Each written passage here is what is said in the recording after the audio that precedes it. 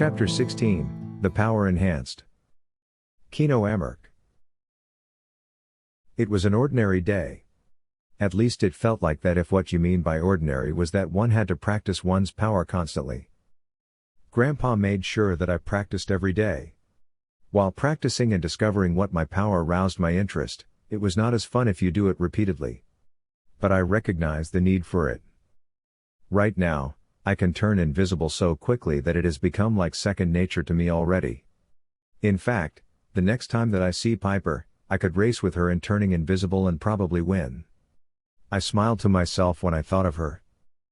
Grandpa pointed out that invisibility was an excellent power since it offered me good protection, especially during battle. Sweat was covering my entire body now, and when I glanced above, Sisis was directly above me. This explained why my stomach was already grumbling, but I had to push this thought away. I knew I needed to keep practicing, so I could shuffle my powers quickly. I should be able to make one manifest as fast as I thought of it. This time, I concentrated on shuffling to super strength. I then threw a punch on the ground, and it cracked. Then, I tried jumping up high, and when I did, I fell back to the ground and zoomed speedily to the other side of the field. When I got there, I conjured a cloud and hopped on it before flying back to where Grandpa was probably waiting for me. And while I was riding a cloud, I made myself invisible. This was great. I have managed to improve my skills in shuffling through my powers, and what I needed to do now was practice using 2 or more powers that I have copied at the same time. I wiped the sweat off my face and cooled myself down by breathing more slowly. It was a long day, and so I went back to the cottage for a warm bath and some sleep. On some evenings, I practiced the more passive powers like sniffling and dreaming. That night, as I lay on my cot, I tried to think of Pyper. This time, I was able to feel her. She was still in the north, so Grandpa and I had yet to lose our way. For a brief moment, to my surprise, I was able to see her. It was dark where she was, but there was a hint of an orange glow in her background. I tried to see her more clearly, and my heart glowed. It was good to see her face. But why was there an orange glow? Was it? It's Karasthea. She's where the volcanoes are. True enough, when I looked hard enough at her surroundings, I could see the peak of a volcano that was puffed with smoke as though about to erupt. I sat upright and squinted. And Pyper was with company. Dogan was there, and, could it be? Mayo Calo is also there. They were all together. Blessed be the gods. All I needed to do was get to Karasthea quickly, and we would all be together again. This time, I will not let anything come between us. I could not wait to tell Grandpa. He would be so pleased. So I stood up and went to where he was. I was unable to find him inside the hut, so I searched for him outside, and true enough, Grandpa was outside staring at the stars, passing the time. They're in Karasthea. I blurted out. I saw Pyper. I gathered that sniffling worked? Grandpa asked, and I nodded. Funny thing, people are referring to this power as sniffling when it really means sniffing. Do you know why it is called sniffling? Pyper told me about it, I said. It makes the bearer of the power want to sniffle. I grinned at the thought. I understood it totally because when I used sniffling, there were times that I also wanted to sniffle, and also puke. Grandpa was also smiling back at me. Pyper isn't alone. Mayo and Dogan are with her. We must go there now. Easy, Kino, Grandpa said. You have to control your emotions. You can't act on impulse. We will go to them, isn't that what we've already planned? Yes, but. No buts. We will go as planned. In the meantime, as we travel there, you will practice regularly to improve your power strength. I was a little disappointed that Grandpa did not share my excitement at discovering where my friends were, but no matter. I will try to push our daily ride faster so we can be in Karasthea sooner. Did you follow your drill today? Grandpa asked. Yes. The only thing remaining is dreaming. I practice that when I sleep, I said. All right then, better go to sleep now and continue with your practice, Grandpa said. I was about to do that, but I got excited when I found out that my friends are together. Even Dogen is a friend. I paused when I realized Grandpa had returned to his stargazing. But yes, I will go and sleep now. I remember lying down in bed and concentrating hard, planning ever surely so that when I start to dream, I will be able to learn from it, learn to maneuver it, and see how it can help me later on. And then it happened. I found myself in the dreaming world. It looked like the real world when I was awake, except for the haze all around. There was nothing here, save for the trees. I figured there were animals because I heard some wolves howling and a few birds chirping. I studied my surroundings in amazement. Now that I know that this was some sort of a parallel world, that if I get hurt here, I will take the wound with me when I wake up, I had to be extra careful. I wondered, though, if I find anything good here, would I be able to take it back to the real world? I continued walking, searching for Grandpa, wondering if I would find him here, but there seemed to be no trace of him. This place did not look familiar to me, except, I stopped short when I saw a structure in front of me that I seemed to have visited in the past. It was gleaming white even when it was shrouded by the darkness of the night. My assumption was right, the Amaresian Palace. I ran towards it although I was unsure where to go. Although I have been here before, I was so sick at that time and was unconscious for most of the trip. The old wound on my left leg throbbed as though to remind me that it was here that the metal arrowhead was removed from it. I shivered whenever I remembered how badly General Ion Noto treated me. And now, this palace belonged to him. Upon reaching the grand staircase of Amer, memories came rushing back to me. I remembered meeting the former queen here, Marcella Benilda. She had eyed me curiously, and I must have stunk then because her first instruction to her maidservants was to give me a bath. I chuckled. That part was clear to me, but everything else that came after was a blur, even up to the point when Pyper had rescued me. I pushed a door open and saw a small room with just a bed with a stool and a side table. It felt odd seeing such a room in the palace, yet somehow, it felt familiar. I wondered if this was where I was kept after the maidservants had given me a bath. I left the room and roamed in the corridors, hoping to find someone or something.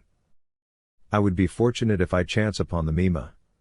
It would be surreal to meet her and to introduce myself to her. Grandpa told me that the Mima only showed up when it pleased her. After a while, I got tired of aimlessly walking and decided that there was nothing much to do in this palace. Besides, it was beginning to feel haunted. Because there were no people around, I went down the grand staircase and used the back door to leave. As soon as I stepped outside, I felt as though the world had somehow changed. It was indescribable, but I figured that was how it was in dreams, right? You know that something has changed, and yet, you will be unable to describe that change in words. My mouth hung open as I stared at the hundreds of tents that were pitched before me. When I looked back, the Amaresian Palace was gone. Weird things happen in dreams, indeed. There were soldiers patrolling the ground. I reminded myself to be careful because I could end up wounded when I wake up if I engage in a sword fight here. So I treaded the campsite carefully. What could the Mima be showing me? I thought to myself. Was she guiding me to discover something, or was this dream leading me nowhere? And then, all of a sudden, it was morning. The sun was already up, and soldiers came out of their tents. They immediately took to cleaning up and putting away the tents. They must be moving soon. They were likely the ones the Emperor deployed to instill fear in the citizens. "Hey, you!" A soldier called out to me. My eyes grew wide. Could he see me? But he's not supposed to see me. Unless, of course, I was able to walk into a dream that was not in the past. Yes, that must be it. "What are you doing here?" the soldier said as he walked towards me.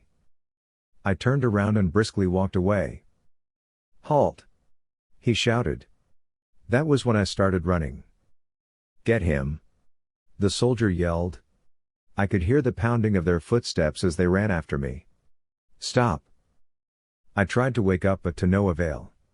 I started punching on my head so that I could wake up, but nothing seemed to change. I could hear Grandpa's words telling me that I must be able to control dreaming so that when there was looming danger, I would be able to escape it. But I couldn't wake up.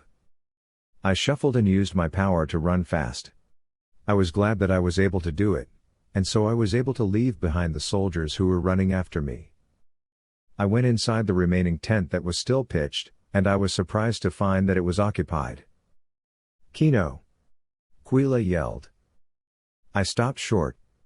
Quila? What are you doing here? I said. And then my eyes took in everything inside the tent. Quila was bound by ropes. There was a scrawny girl who looked passed out who was also bound, a little boy, a lady, and, I froze.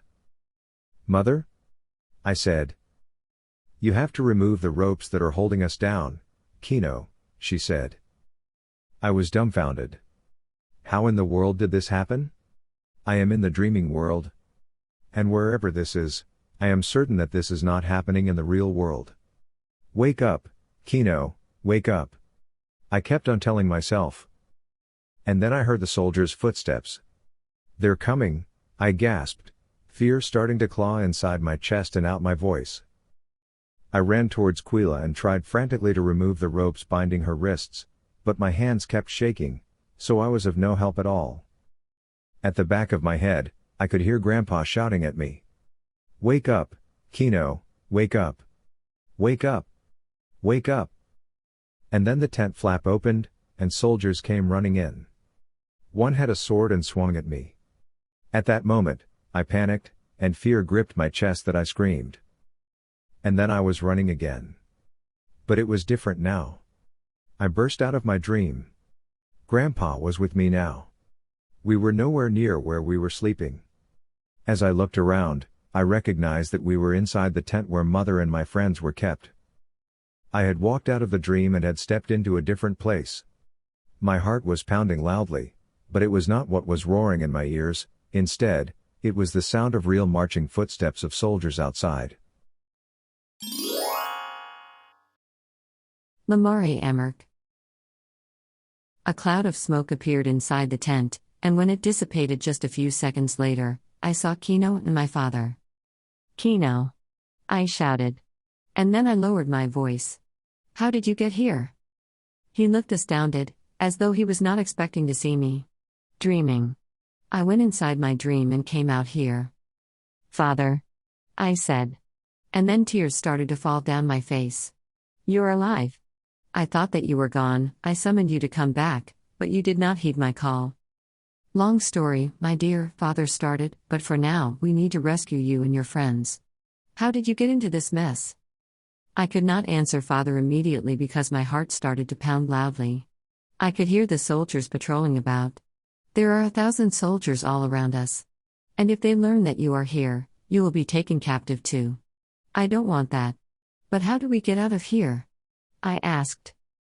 Kino looked as though he was thinking. Grandpa? Use the cloud. I think it's our only way out, Father said. There's too many of us. I'm not sure if I can support our weight, Kino said. You can't go back to the dreaming world. You haven't mastered it yet. It's a surprise that you were even able to take me with you.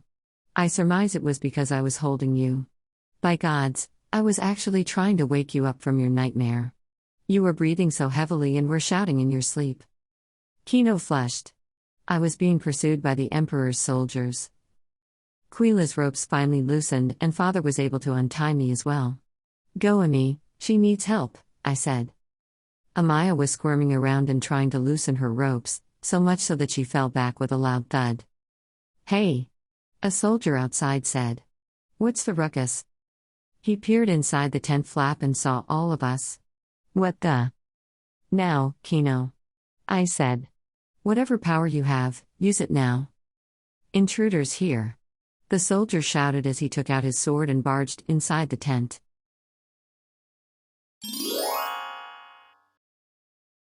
Kino Amark. Soldiers started pouring in. I pushed a wall of air at them, and they stumbled. They were able to recover quickly and were poised to attack us from all sides. Help me, Quila. Use your power, I yelled. My power is useless here. She answered. Instead, she looked around and found her sword. She took it and started slashing at the soldiers around us. Stop killing them. I shouted. Are you crazy? They're going to kill us if we don't kill them first. She yelled back. I think I knew that, but it was also impossible for me to do that. No, I won't kill anyone. I won't use my power to end someone's life. Not after I killed the men Grandpa and I traveled with on a ship. Use the lightning, Kino. You practiced for that. Hurl some lightning bolts. Grandpa shouted as he parried against soldiers. No. I said. Then I made vines sprout from the ground and crawl after the soldiers, binding them. Run. Mother shouted. She grabbed Goemi and helped her up. Amaya was also extending some assistance. And there's the little boy, I saw him as he ran towards them. I'm blocking them. Run the other way, I shouted. Quila was quick enough to slash at the back of the tent, the exit that they used to escape. I was left together with Grandpa to battle with the soldiers. Use your power, Grandpa. I urged as I made trees grow to block the soldiers. In a few minutes, we could run. And when I get to my mother and the rest of the group, I will conjure a cloud. My cratty power is charm. And age wine. I have nothing to use for battles, Grandpa shouted. So please, will you hurl the lightning bolts already? He was obviously starting to sound disappointed. I shook my head and ignored Grandpa while concentrating on making the vines and trees grow. Dogen's power was pretty useful now. As soldiers attacked us, I made a vine shoot up and bound the soldier. This way, nobody died. And then everything happened so fast. 2 soldiers rushed forward, and I tried to push them back with air. As I did, another batch of soldiers attacked. One of them leapt at me, and I pushed him back with air too, but the other one hit me with a javelin and sent me tumbling backward. The 3rd soldier moved quickly. He was right in front of me for a second, and then he was gone, and the next time I saw him, he was in front of Grandpa, holding a knife against his neck. Then he slashed it, and blood started spilling out. No! I shouted. I shuffled my power and used the power to move fast. In an instant, I grabbed Grandpa. A soldier pounced on me, but I was able to shuffle my power again, and this time, I had the super strength of General Ion Noto. I punched the soldier, and he was thrown backward. I then shuffled my power again, and this time, I was using the Emperor's power. I conjured a cloud, hopped on it while holding onto Grandpa's body. I made both of us invisible. We flew away from them after that. My heart was pounding so fast that I could barely hear anything else. As we flew up, I looked for my mother and friends so that I could get to them too. They were not able to run so far away. Soldiers were still chasing them, and if I did not get to them soon, they might be captured again. I swooped down and increased the speed of the cloud that Grandpa and I were riding on. I clutched his body close to me, and I wondered if he was still alive. Oh gods, please still be alive. Tears started to fall down my cheeks. It was my fault if he died because I did not use my powers on those stupid soldiers. They were trying to kill us anyway, so wasn't it just right for me to lash out or hurl lightning bolts at them the way the Emperor does so easily at his enemies? The soldiers were closing in on my friends, and this time, I would not let any of them get hurt. I used the Emperor's power to create lightning, and in rage, I threw lightning bolts at them and watched as the ground broke and exploded. Bodies of soldiers were scattered everywhere, some in pieces, others in bits. Then I slowed down, made myself visible, and shouted, "Over here." Quila was the first to see me, and she immediately climbed on the cloud. She grabbed Mathis by the waist and dragged him up with her. Then Mother and the Lady Amaya hopped on too, carrying a sickly Goemi. As soon as everybody was with me, I made all of us invisible. I felt weak because of all the powers I used, but I had to take us away. We had to escape. Below us, I could hear the soldiers shouting, "They've escaped. Tell the general that the prisoners have escaped." Quila is bleeding, Mother said. She was hit badly. Dear gods! I wanted to make us visible so that I could see Quila's injury, but I felt too tired already. I would need to stop using my power soon. I think I might faint. Quila Tash. I am flying. This is unbelievable. So this is how it feels like to die. I could still feel the soldier's sword as it slashed against me. It must have taken a chunk of flesh from my shoulder like how Arden was wounded. I smiled weakly upon realizing that if I was already dead and were floating in the air, then that meant that I would get to see Arden soon. I could feel the cold breeze on my face as I flew up in the air. Was this how death felt like? Air touched me, and I could still breathe. And to top it all off, I could still feel the searing pain on my shoulder. I always thought there was nothing to feel when you were dead. Quila's hurt. Amaya, you have to help, Mistress Lamare said. That was the weirdest thing. I was not supposed to hear Mistress Lamare anymore if I were dead. Or was I? I rose higher and higher to the sky, then moved horizontally. Below, I could see the soldiers' camps. Everyone was rushing about, screaming and yelling at each other. They will not get to me now. I'm dead. Ha ha ha. I have finally beaten those lousy soldiers. Kino, you have to make us visible, Mistress Lamare said. Huh? And then my body materialized from thin air. Not dead, just invisible. All eyes were on me. Amaya immediately held me close. We were flying together, on a cloud, similar to what the Emperor uses. Wow. Arden would have a fit once he learns of this. Hello, Kino, I said, smiling at him. And then I fainted. I was unsure if it was because I was afraid of heights or because I heard Lady Amaya say I had lost a lot of blood.